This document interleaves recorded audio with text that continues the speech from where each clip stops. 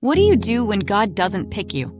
You watch someone else get the very thing you prayed for, the thing you worked for, the thing you deserved. And you're told to be happy for them. This is the great, terrifying test. It is the moment that defines your entire journey. We see two men. Both obey God. One is Noah. After his ordeal, after saving humanity from the flood, God gives him a sign, a rainbow. A beautiful, effortless promise painted across the sky. Everyone loves a rainbow. It's a reward. It's easy. Then there's Abraham. He also obeys. He leaves his home, his family, everything he knows, for a destination God won't even name. He trusts blindly. And what is his reward? What is the sign of his covenant? Not a rainbow. A knife. Circumcision. A painful, bloody cutting away of the flesh. Why does Noah get a rainbow and Abraham get a circumcision? That doesn't seem fair. It's a question that haunts us. We see it everywhere. A person who is less qualified gets the promotion. A friend who puts in no effort loses all the weight. The new church in town explodes with growth while yours has been struggling for a decade, and you're forced to sit next to their pastor at a luncheon and listen to him talk about his success. Then God tells you to write him a check to help build his overflow room. That is the moment of circumcision. It's not about fairness. It's about purpose. The greater the calling, the deeper the cut. You see, we all want the beautiful picture on the front of the puzzle box, the famous name, the abundant blessings, the life that changes the world. God shows us that picture and we say, yes, I want that. So we take the box home, dump out the 6,000 pieces, and realize the horror of what we've committed to. 1,000 pieces of blue sky, 2,000 pieces of green grass. Weeks turn into months of mind-numbing repetition, trying to make sense of the chaos.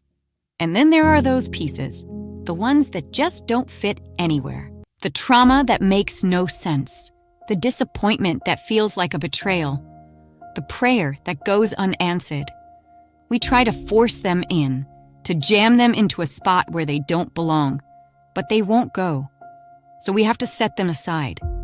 We live life forward, but we only understand it looking backward. Years later, you'll look at that piece, the one that caused so much pain, and you will see exactly where it fits. You will understand that the rejection was actually a redirection. The failure was a necessary lesson. I remember wanting a fur coat. Back then, it was the ultimate status symbol. It proved your faith was working. I prayed for it. I claimed it. I could see it in my mind. One day, my doorbell rang. It was the neighbor I secretly couldn't stand. She was holding a giant box, ecstatic. "You're not going to believe what someone gave me," she said. It was my fur coat, my blessing, delivered to the wrong house, to a person I felt was not nearly as spiritual as me. In that moment, jealousy and rage consumed me. I smiled and said how pretty it was, but inside I was screaming, "God, if you don't get her out of my house, I am going to kill her." It was ugly, but it was necessary. God didn't want to give me a coat. He wanted to perform surgery. He was after the jealousy, the resentment, the rotten motives hiding in my heart. He had to cut them out. He let her have my coat and made me watch because he was preparing me for something far greater than being seen in expensive clothes. He had to work on the inside before anything good could happen on the outside. You have to answer the question he whispers to you in those moments.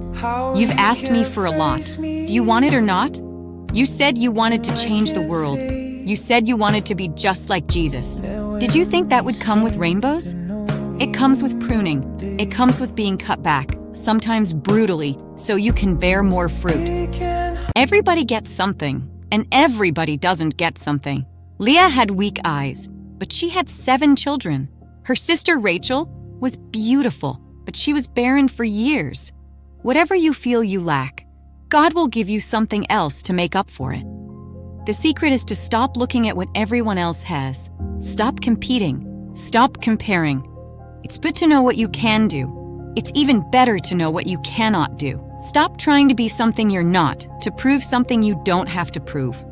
So what you do when God doesn't pick you? You trust Him.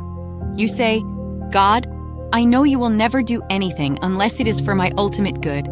I am not in this for what I want. I am in this for what you want. And if you not getting what you want works out better for His plan, then you thank Him for not giving it to you. That is the final piece of the puzzle. That is freedom.